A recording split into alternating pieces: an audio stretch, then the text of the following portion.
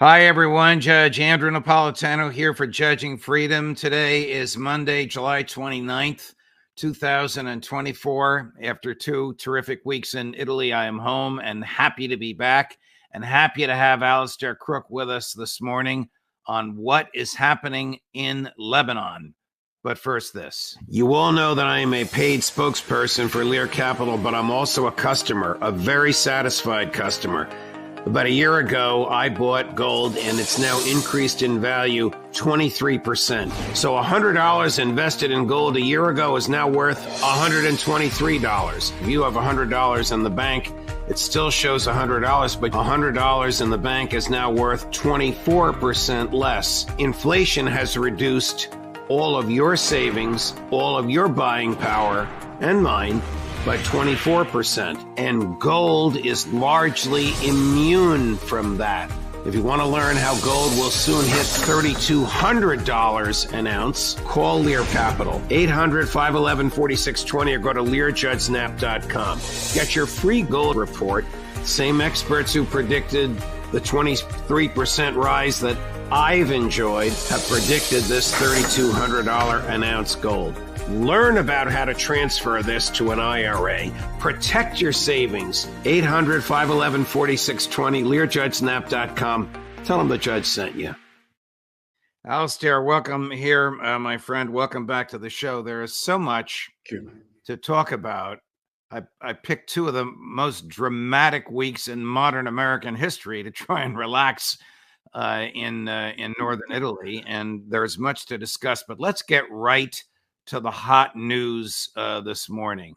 From the evidence that you have observed, who was responsible for the death of those Druze children that were playing soccer in the Golan Heights over the weekend? First of all, I just need to make something clear, perhaps, to the viewers, which is that where this Majd al-Shams is in occupied Golan. It is, in fact, Syrian territory, and nearly all those Druze were Syrian citizens. They have Israeli residence, but they are Syrian citizens, and most of them support the resistance, Hezbollah and the other resistance movement. I just mention that because the idea that they could have been targeted by Hezbollah is extremely unlikely. Anyway, something occurred there. We don't know exactly what. It seems there wasn't a direct hit because there's no evidence of a crater. There's nothing directly evidence of that. There is fragments of a missile, and the Israelis say it's a Fajad-1. It is an Iranian missile used by Hezbollah. Now, it's possible. Hezbollah are saying that they did fire a missile that day, but it was aimed at an Israeli outpost, which was some distance away from the village. And the Israelis did respond with one of their Iron Dome anti-missile defense systems. Now, are we seeing the same thing? Did these two missiles collide? Did one get diverted and end up, did it fragment? And we see the results of the fragmentations in the village. I don't know, but for the US is taking a hard line, taking the strange line, saying this was an attack on Israel northern territories. That's been said by Kamala Harris and by the White House. And I'm just underlining, these were not Israelis and it was not northern Israel. Yes, some time ago, Trump informally acknowledged the annexation of occupied Golan, but no one else really has. Well, the recognition of the annexation by the American president would not make it lawful. It's still occupied territory, is it not? Exactly. And has therefore the right to self-defense too. Is there any history of Hezbollah attacking its own people in order to provoke a sort of false flag? Not in that way. I mean, in years past, there have been occasionally a mistake. And as soon as the mistake has been made, Hezbollah has always made a point of admitting the mistake and saying it was a mistake. In this case, they are asserting very vociferously, and so is the Lebanese state, also, by the way, that it was not a Hezbollah missile that was fired at Majal al-Shams. Here's the Lebanese foreign minister on this very subject, interviewed about it last night, cut number 4. So we don't know who did it. I know Hezbollah is accused by Israel that they did it. Hezbollah refuses. My feeling is that why would Hezbollah do it to kill Arabs, to kill Syrians? And Hezbollah has been, always targeting military positions of Israel, not civilians. The number of civilians killed in Israel were less than 7, while in Lebanon over more than 100 killed by Israel in Lebanon. So I cannot understand why would Hezbollah do it. There is no logic in it. So you have the presumptive Democratic nominee for president, Vice President Harris, and the Republican nominee saying almost the same thing. Iran is behind it. You have the vice presidential nominee for the Republicans, the Democrats don't have one yet, saying it's time to attack Iran. What do you think Israel's going to do? The Israeli cabinet met for 6 hours yesterday. Well, first of all, just going back to your first point, Iran. I mean, this was the message that Netanyahu and the government brought to the joint session of Congress. It was all a war message saying that we're being attacked, and every one of these proxies that's surrounding us, whether it is Hezbollah, Hamas, are really Iranian proxies, and that the West needs to support us in a war against Iran. So I'm not surprised that they're taking the cue from that statement. And maybe this was already sort of in the works. I'm quite sure that Congress and the people, the power brokers in Washington, had a take on what was coming from Netanyahu. If you remember before, or in the last session before you were away, I said that this would be what Netanyahu would say. He would come and say that this Israel is under attack from Iran, and all of these are, if you like, and he used the word Shia 7th of October, to, if you like, to make it clear that it was all Iran. That's what he said. So this is not a surprise. What's happened now is that it seems that there's been huge pressure from the White House, from the Biden team, to try and see if they can't get a victory in Gaza first. So what they're doing is they are presuming that actually what's the threat of attack on Hezbollah will cause Iran and Hezbollah to put maximum pressure on Hamas to agree to the Israeli demands for Gaza and to, if you like, to capitulate before the demands. Now, I think this is unlikely to happen because, in fact, just yesterday, and the if you like, the negotiators were meeting in Rome yesterday, and at that point there are new demands from Netanyahu. They wish to have more Israeli forces remaining in Gaza. They don't accept a full withdrawal of that. They want a list of all those that are living hostages. They want the names of them before an agreement is made. And they want also to have control, a mechanism of control, so that any Gazans heading north to their homes in the north of Gaza, there will be some mechanism to ensure they're disarmed before they cross the Netzarim corridor. So they want a Netzarim corridor that is manned by foreign forces to prevent any, if you like, Gazans returning with arms. And Israel says it wants control of the Philadelphia corridor, and it wants Israeli control of the Rafah crossing. And some of the Israelis who are involved in the negotiations were saying there really isn't, they don't think there's a hope for these extra demands by Netanyahu.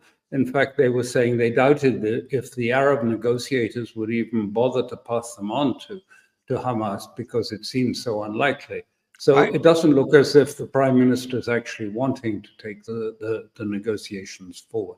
I don't think Netanyahu ever wanted a deal. I think the negotiations are just a pretext to keep him in office, to keep the war going, to keep him from being prosecuted, because it seems like every time they get closer and closer, the Israelis, and you're an experienced negotiator, you know this, they keep adding to their demands. They keep demanding things that they've already taken off the table. Well, you're exactly right. Except I would add that, I mean, you know, I know lots of people don't like Netanyahu one bit, but, and I understand that completely, but, you know, it's not just about his personal position.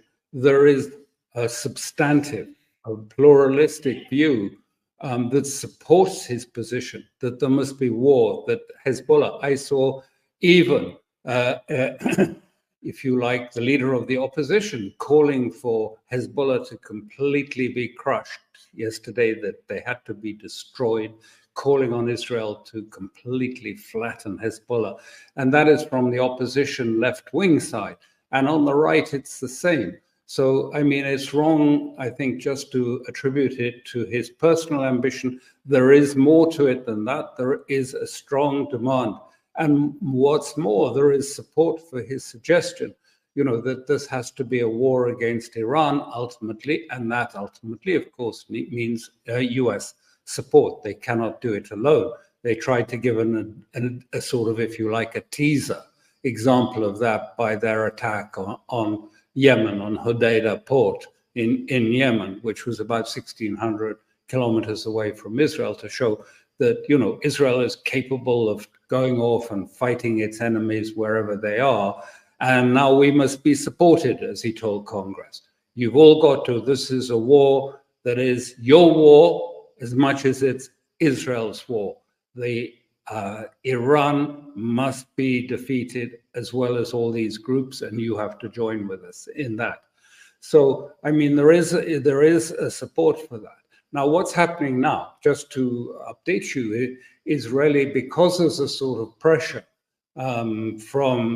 because this has always been, if you like, the Biden vision, that if only we can get a ceasefire in Gaza, then everything else will fall into place. We get a ceasefire in Gaza, then we have quiet in Gaza, then there will be quiet in Lebanon, in the south of Lebanon, and then with this quiet, we can start making arrangements for Gaza in the future. Perhaps we can even get to more of a sort of bringing in a normalization of Saudi Arabia.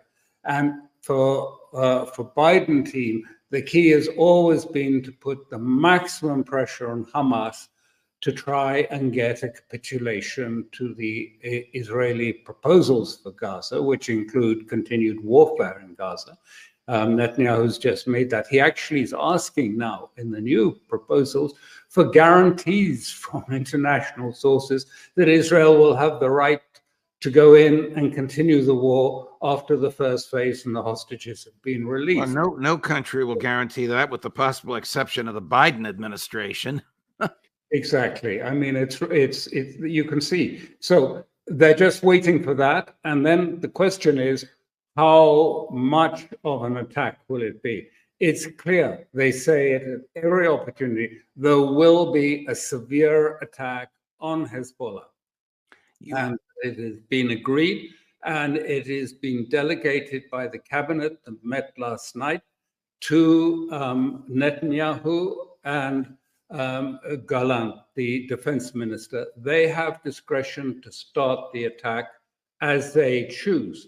Now, what Lebanon and Hezbollah and Iran and others are saying to them, you start attacking Beirut, you attack civilians, you attack the infrastructure, And then Hezbollah is going to come and strike into the depth of Israel. And that is going to lead to a war. And by the way, Iran says, we won't just sit back. If that is the case, we will get involved. Right. So it really depends on what happens in this next period. Are they going to really, hit only Hezbollah's military targets? And I think that's unlikely because Hezbollah, I know, are about 90 meters down in their tunnels. They're not fools. They know this is coming. So you see sort of references in the Israeli press. Oh, it seems Hezbollah has abandoned its positions. Well, of course, they've gone down to the tunnels while the Air Force. But earlier just before the weekend, just to finish off the picture for you, the latest Israeli jet, an F-35 stealth jet of Israel, was nearly hit by a Hezbollah surface-to-air missile. And so it turned tail and left very quickly. It was quite a close shave. So obviously Hezbollah has got some surface-to-air defenses ready.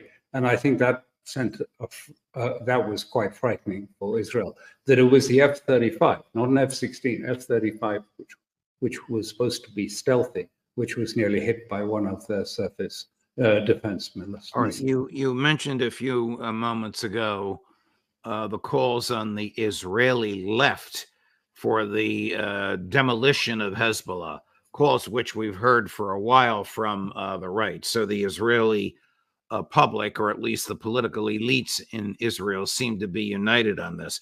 But how realistic is that? The IDF is exhausted. They can't beat a ragtag Hamas. Do they really think that they can take on and defeat Hezbollah? This is a key question that you're asking. They are exhausted. They have a sense of being defeated. They are not enthusiastic for this war, but it has moved to a different layer. It's gone beyond, if you like, the rational and our sort of structures of thinking. And it's moving to much more an eschatological level, to the Talmud and to the sense, that this is the destiny of Israel. This must be done, even if it's a suicidal project. We have, divine right on our side. And I know for the West, it's very hard to accept these ideas, but it really is, a messianic vision, not a rational one, this calculation about a war with Hezbollah, because you're absolutely right. My sense is that that there will be big surprises coming from Hezbollah, and that in fact Israel is may be defeated. It's betting everything on this, and it's betting it on its sort of divine mission, rather than on a very careful calculation of the forces available. Maybe they think that if they start in Lebanon, that somehow this will suddenly prompt the United States to come in and attack Iran. But I don't think that is what people are going to do just before an election in the States. I think it would not, to have a little bit of tension, and for Israel to be attacking Hezbollah, yes, that might play well in the election, but all-out war against Iran, I don't think would play very well. So I don't know how they think this is going to end in a favorable way, but it seems that's the bet they're going to make. Were you surprised at the speech that Prime Minister Netanyahu gave to Congress? There was no meaningful path to peace. There wasn't even the discussion of peace. It was the same old high-end bellicosity. It's almost as if, correct me if I think I'm wrong, his audience was not the American public and not the American Congress, but the Israeli public back home. Well, it didn't go down very well with the Israeli public back home because, there was that huge omission. Yes, he mentioned that there was one of the hostages in the audience there at one point, But he didn't even use the word a deal or a negotiated outcome. He didn't mention it. And so that hasn't gone down very well with the families and the hostage families and the other half of Israel, which is not so messianic, which is more, liberal European. So it didn't go down that well. But I do think that his speech was what I expected him to say. I do think that there is a determination to try still and find a way to pull the United States into its conflicts, into Israel's conflicts, in a real sense, that the United States will solve this for them. So there was no solution to Gaza because there isn't a solution to Gaza, frankly. There's nothing that will solve that. There's no solution to the other problems Israel. There's not going to be a two-state solution because there are 800,000 settlers living on what it would be the state of Palestine.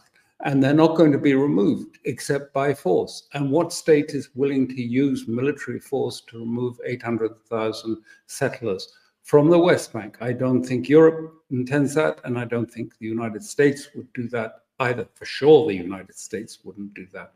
So there's no real solution except to go to Armageddon and to try and get bring in other states and the United States into what he laid out in Congress, a war of civilizations, a war against Iran, against everyone. Does he really think the American public has the stomach for such a war, particularly in the midst of an election? I don't think he has that view, but I think he feels that he got the backing of the power structures. I think he got a green light. I think I sent you a message on Friday that they were quoting a green light coming from, if you like, the deep state, the power brokers in Washington for an attack on Hezbollah, not on Iran, but on Hezbollah. And then Katz said that explicitly in the last day or so. He said, United States and European states stand behind us in our attack on Hezbollah. The Europeans say things differently, of course, and everyone sort of, oh no, restraint. But I believe I think, he did get some sort of assurances. Your reference to Katz is the Israeli foreign minister. Yes, the foreign minister said that. And before that, a senior security official on Channel 14 on Friday said the green light had been given and that we could expect Netanyahu to come back and go to the Ministry of Defense and start preparing the war. Now, the orders for the war have already been given. The plans for the war have been approved in Hezbollah. The question is, what are they going to attack? Just military targets, but there won't be many of those lying on the surface. Or are they going to, and therefore it be a sort of demonstrative attack? Or are they going to go further, in which case then, or the equation that exists between Hezbollah and Israel will be broken, and Hezbollah will feel free to attack into the depth of Israel. And then we will probably be going towards a wider regional war. Here's what confronted Netanyahu when he got home. This lady, Aviva Siegel, she was a hostage for 51 days. Her husband is still a hostage. Her English is excellent, as you'll hear in a moment. She gave an interview on July 24th to ABC News. Here's what she had to say. Way Netanyahu being here in your eyes? I just want to say that the leaders of the world have been chosen by us, by people, to lead this world in a better way. And killing should not be allowed. There should not be wars. The leaders should handle life and things that happen between countries in a different way. I'm against killing. Is that a view that has a substantial currency amongst the Israeli public? Well, it's really rather paradoxical that she should say that just after what we witnessed in the United States, when we've seen a sort of coup d'etat mounted against a sitting president, whether for good reason or bad, but nonetheless being thrown out of office without any involvement of the public, and then a sort of coronation announced of the chosen successor that is coming from the leaders, if you like, the cabinet, the Politburo within the government that has chosen Kamala Harris and is going to propel her up. Maybe it will be different at the end of the day, but she's on test now to go through it. No primaries, no proper process, simply, if you like, the leaders in behind.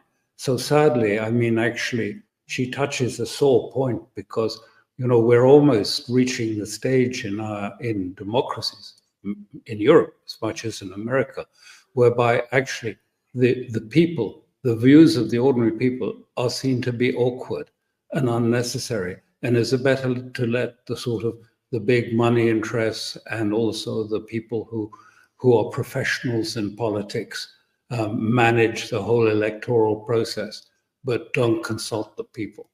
What happens if Kamala Harris wins and she calls up Netanyahu and says, you have 24 hours to agree to a ceasefire, otherwise we're going to stop sending you military equipment? It'll never happen because, and this was the point I've been trying to explain before, is that, you know, what is the deep state as opposed to the sort of political permanent state?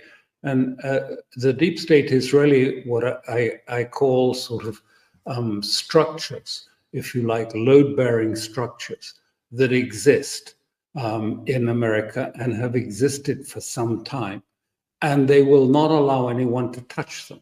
One of them is the military edge for Israel that cannot be touched, and everything. And above that is a superstructure of policies towards the region, to Egypt, to Saudi Arabia, that is all based on Israel's qualitative structure. Then there are other parts of that, the financial aspect of it, of the dollar dominance and of the financial prospect. All of these cannot be touched, as the Bush doctrine. I mean, it still passes on, it's still the current doctrine, the Bush doctrine out of the Wolfowitz doctrine, that we will not allow any peer competitor, any competitor to American hegemony to emerge, and we will stop that happening by preemptive action. So these are the, if you like, load-bearing structures of all of this policy, and you don't touch that. If you touch that, you know, and this is why it's so sensitive what happened at Milwaukee and others, because, you know, suddenly they were all sitting there, the deep state people like Pompeo and Murdoch and all those people watching, if you like, Trump after the attempted assassination and raising his fist and saying, fight, fight, and then appointing a populist, a seeming populist, J.D. Vance, as his prospective running mate. I mean, they'll be going crazy with us, going quite crazy, because for that, from the perspective of that, those, if you like, load-bearing structures, the key foreign policy structures on which the whole of the post-war era has been founded, you're not allowed to touch them. Yeah, but what you're saying, that won't happen. What you're saying is that American foreign policy is not reflective of the will of the people or even the will of the president. It's reflective of entrenched interest, military, industrial, intelligence community complex. Exactly. I'm saying precisely that foreign policy is, we're not allowed.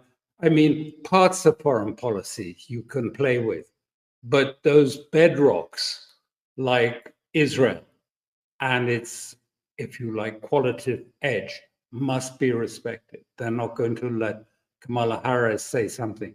That's why, I mean, if she goes on sort of expressing sympathy for people in Gaza, you know, it could be that in due course, some other candidate will suddenly emerge as the power brokers above decide, you know, she's not respecting. The last thing they will allow is partisanship into the bipartisan arrangement on Israel within the United States Congress. There is a bipartisan position on the quantitative edge for Israel. And if she introduces a strong element of partisanship, other than just a peripheral one for electoral purposes, that will not be acceptable. And we might even see a new candidate suddenly produced out of a hat by the power brokers in Hollywood and in Silicon Valley, the big money, the big checkbook holders. Fascinating stuff, Alastair. Absolutely fascinating. Oh, how I missed these Monday mornings with you. Of course, we did spend a Monday together and with your lovely wife in Florence, and it was a delightful day. Yes. It was great to see you there. Great. Sorry it was so hot. Yeah, it was brutally hot, but worth it. Thank you very much for your time. We'll look forward to seeing you next Monday, same time. All the best, my dear friend. Thank you. Thank you so much. It is good to be back, and thank you for the kind comments of so many of you about my suntan and about my being back. But we are back in the saddle, and we'll deliver for you all of your favorites this week at 10 o'clock this morning Eastern. Ray McGovern at 11 o'clock this morning Eastern. Larry Johnson at 2 o'clock this afternoon Eastern. Ambassador Charles Freeman, and all of your regulars coming throughout the week. Thank you for watching. See you soon. Judge Napolitano for Judging Freedom.